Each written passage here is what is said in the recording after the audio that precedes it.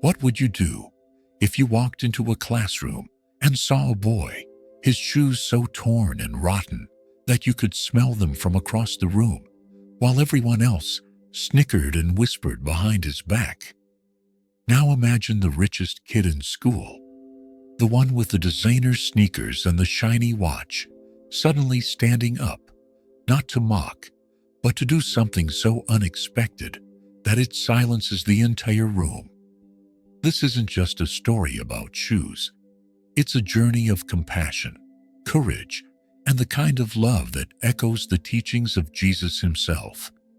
In a world quick to judge, where wealth often divides, what happens when a poor boy's shame meets a rich boy's heart? Grab a seat, because this story of kindness, inspired by biblical principles, will grip your emotions and remind you of the power of standing up for the least among us.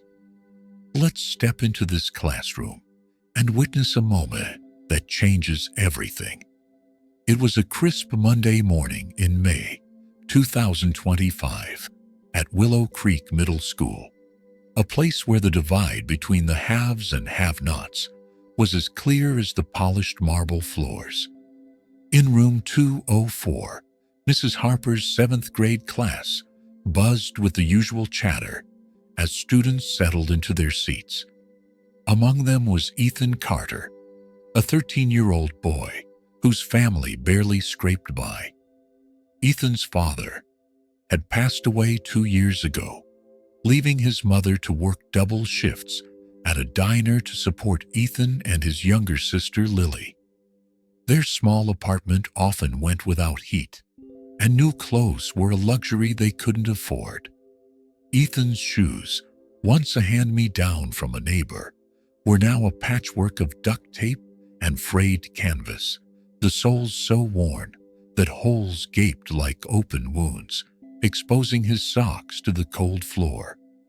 That morning the shoes carried a faint, sour odor, a mix of dampness and decay that hadn't gone unnoticed as Ethan shuffled to his desk in the back row. Across the room sat Caleb Matthews, the son of a tech billionaire whose family owned half the town. Caleb's sneakers were the latest Air Jordans, his backpack, a sleek leather brand that cost more than Ethan's mom earned in a month. Caleb was popular, always surrounded by friends who admired his charm and envied his wealth. But beneath his polished exterior, Caleb had a secret of his own. He'd been raised in a home that valued faith over fortune. His mother often read him Bible stories, and one verse stuck with him: Matthew 25:40. Whatever you did for one of the least of these brothers and sisters of mine, you did for me. Caleb didn't always know how to live that out, but he felt a tug in his heart whenever he saw someone in need. As the bell rang, the classroom settled, but whispers began to ripple. "What's that smell?" A girl named Ava hissed, wrinkling her nose. "It's Ethan again. Those disgusting shoes." Another boy, Tyler, snickered, loud enough for Ethan to hear. Ethan's voice burned red as he hunched over his desk, trying to disappear. He'd begged his mom for new shoes, but she tearfully explained they had to pay the electric bill first. He clutched his pencil tightly, wishing he could vanish. The taunts grew louder, a cruel chorus that made Ethan's heart pound with shame. Mrs. Harper, busy writing on the board, didn't notice the brewing storm, but Caleb did. From his seat near the window, he watched Ethan shrink, saw the way his shoulders slumped, the way his hands trembled. Caleb's stomach twisted. He thought of the parable of the Good Samaritan, how a man helped a stranger when no one else would. He remembered his mom saying, "Kindness doesn't care about cost. It cares about hearts." Caleb glanced at his own pristine sneakers, then back at Ethan. Something stirred in him, a mix of compassion and conviction that he couldn't ignore. Without a word, Caleb stood up, his chair scraping against the floor. The room fell silent, all eyes on him. Ethan looked up, startled, bracing for more humiliation. But what happened next stunned everyone. Caleb walked straight to Ethan's desk, his Air Jordans gleaming under the fluorescent lights. He knelt down, untied his shoes, and slipped them off, revealing his own socks. Then, in front of the entire class, he placed the sneakers on Ethan's desk and said, "These are for you. I've got another pair in my locker. I don't need them as much as you do." A collective gasp filled the room. Ava's jaw dropped, and Tyler's smirk vanished. Ethan stared at the shoes, then at Caleb, his eyes wide with disbelief. I can't take these," Ethan stammered, his voice barely a whisper. "They're too expensive." Caleb smiled gently, his voice steady. "They're just shoes, Ethan. You're worth more than stuff. Besides, I've been reading about Jesus. He'd want you to have them." Ethan's throat tightened, tears welling in his eyes. He didn't know what to say, but for the first time that day, he felt seen, not as a poor kid with rotten shoes, but as a person.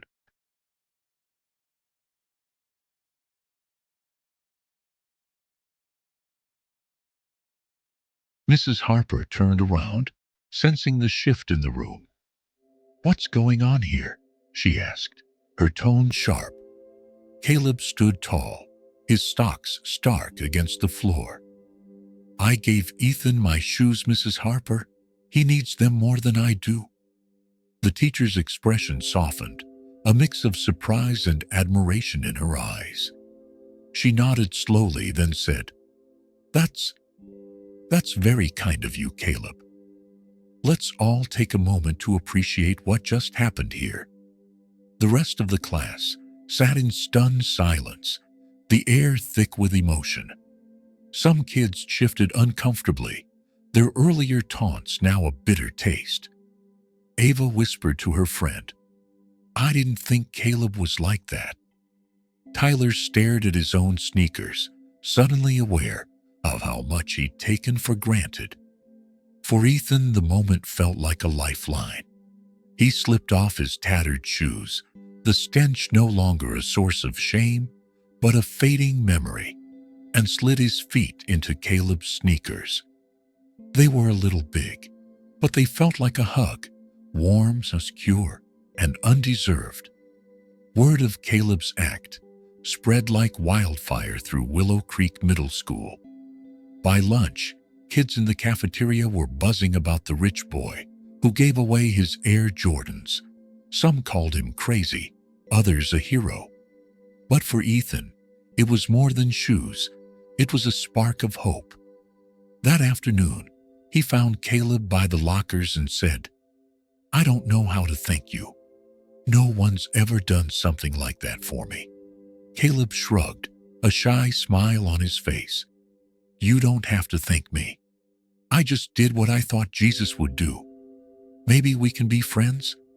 Ethan nodded, a grin breaking through his usual guarded expression. "Yeah, I'd like that." Over the next few weeks, their friendship blossomed. Caleb invited Ethan over to his sprawling house, where Ethan met Caleb's mom, Mrs. Matthews. She welcomed him with open arms, sharing stories of faith and kindness that made Ethan feel at home. In return, Ethan invited Caleb to his apartment, where Caleb met Ethan's mom and little sister Lily.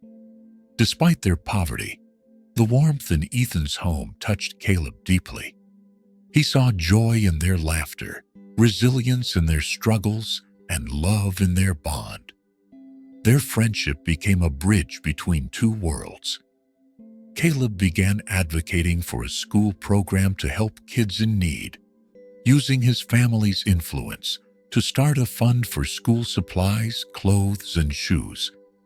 Ethan, inspired by Caleb's faith, started attending a local church with him, where he learned more about Jesus' teachings like the parable of the sheep and goats in Matthew 25, where kindness to the least is kindness to Christ. Ethan's confidence grew, and the bullying stopped. Kids like Ava and Tequila began to see him differently, some even apologizing for their harsh words. But the story didn't end there. One day, Ethan's mom received a call from Mrs. Matthews, who had heard about her struggles through Caleb. "I'd like to offer you a job at my husband's company," Mrs. Matthews said. "It's an administrative role, better hours, better pay. We'd also like to help with Lily's medical bills." Ethan's mom broke down in tears, overwhelmed by the kindness. For the first time in years, she felt hope for a better future. Months later, at the school's end-of-year assembly on May 26, 2025, Ethan and Caleb stood together on stage. The principal had asked them to share their story as part of a kindness award ceremony. Ethan, now wearing a new pair of shoes, bought with his mom's new salary, spoke first. "I used to think I didn't belong here, that I was too poor, too broken. But Caleb showed me what Jesus' love looks like. He didn't just give me shoes, he gave me a friend, a new start, and a reason to believe things could get better." Caleb followed, his voice steady. "I learned that stuff doesn't make you rich. Love does. Jesus has said to love your neighbor, and Ethan became more than a neighbor. He's my brother." The audience erupted in applause, many wiping away tears. Mrs. Harper, standing in the back, whispered to a colleague, "That's the kind of lesson no textbook can teach." The story of the poor boy with rotten shoes and the rich kid who stood up became a legend at Willow Creek, a reminder of the power of compassion. What does this mean for us? It's a call to action. Look around. Who's the Ethan in your life?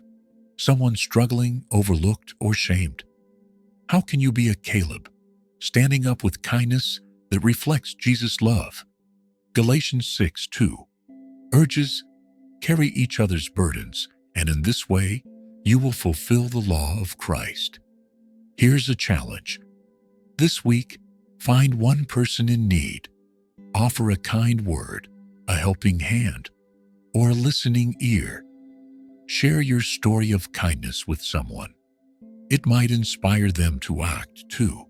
Let's close with Proverbs 19:17. "Whoever is kind to the poor lends to the Lord, and he will reward them for what they have done." The poor boy with rotten shoes found hope because the richest kid stood up. But the true richness was the love of Christ that bound them. Let's stand up, love boldly, and change lives, one act of kindness at a time. Thanks for watching. If this story moved you, like, comment, and subscribe. For more powerful real-life stories, turn on the notification bell so you never miss what's coming next. See you in the next video.